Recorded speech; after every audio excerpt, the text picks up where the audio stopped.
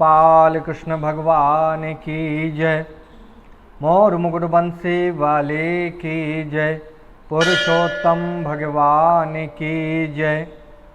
News रंग के सभी श्रोताओं को वीरेंद्र शास्त्री का सादर नमस्कार, अभिनंदन, जय श्री कृष्णा। आज मैं पुरुषोत्तम मास की 29वें अध्याय की कथा सुनाने जा रहा हूँ। एक ब्राह्मण हैं, उनका नाम चित्र शर्मा है। वह ब्राह्मण जो है बहुत ही कंजूस हैं। उनको बहुत सारा दान में धन मिलता है, पैसा मिलता है, वस्त्र कपड़ा इत्यादि मिलता है। वह सब कुछ जमीन में गाड़ करके रख देते हैं और फटे हुए कपड़े पहनते हैं, भूखे रहते हैं। इस प्रकार जो है गांव वालों ने उनका तिरस्कार कर दिया। उन्होंने सोचा कि अब इस गांव में रहने लायक नहीं है। लोग उनको धिक्कारने लगे।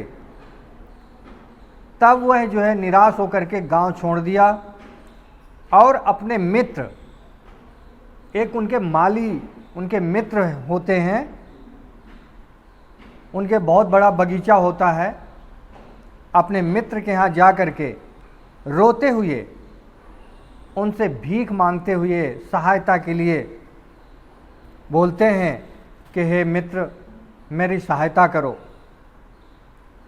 उस माली को दया आ जाती है और उन ब्राह्मण देवता को उन्होंने अपना पूरा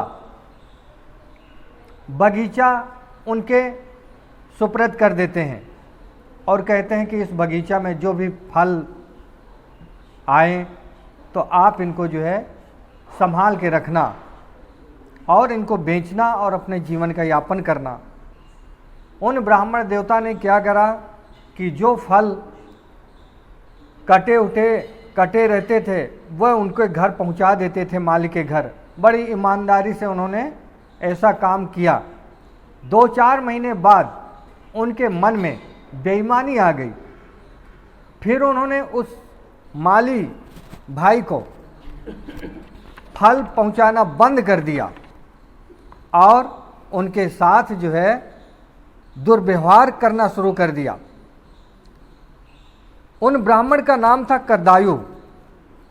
अब माली को करदायु पर विश्वास और समय की कमी से बगीचे में बहुत कम, कई दिनों तक जाने का मौका मिलता था।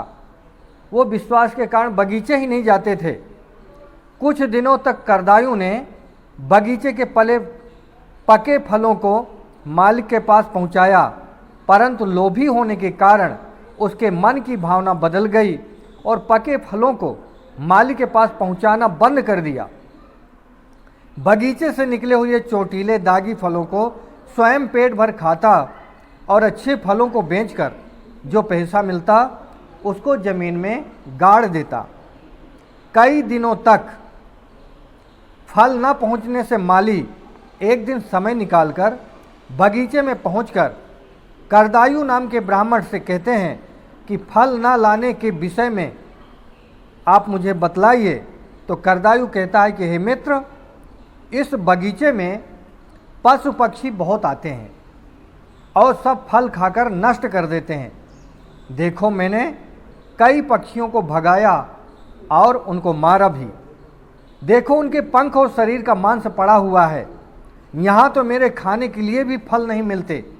मैं तो किसी तरह गांव से अन्न की भिक्षा मांगकर अपना गुजारा करके तुम्हारे बगीचे की देखभाल करता हूँ।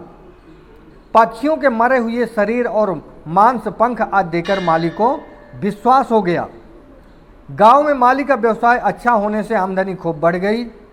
इस कारण बगीचे के विषय में उसको चिंता नहीं थी।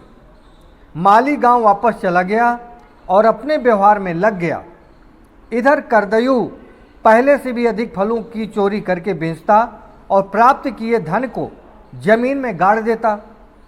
इस प्रकार कई वर्षों तक यह क्रम चलता रहा। करदयु की आयु का अंतिम समय आ गया।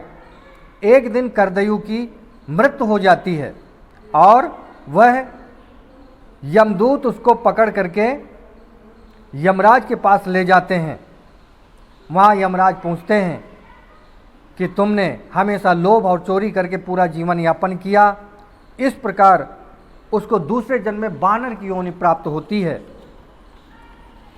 आज का जो है दान, ताम्र पत्र दान करिए और इस कथा को सब्सक्राइब करके आगे पहुंचाइए। बहुत बहुत धन्यवाद। जय श्री कृष्णा। गोपाल कृष्ण भगवान की जय।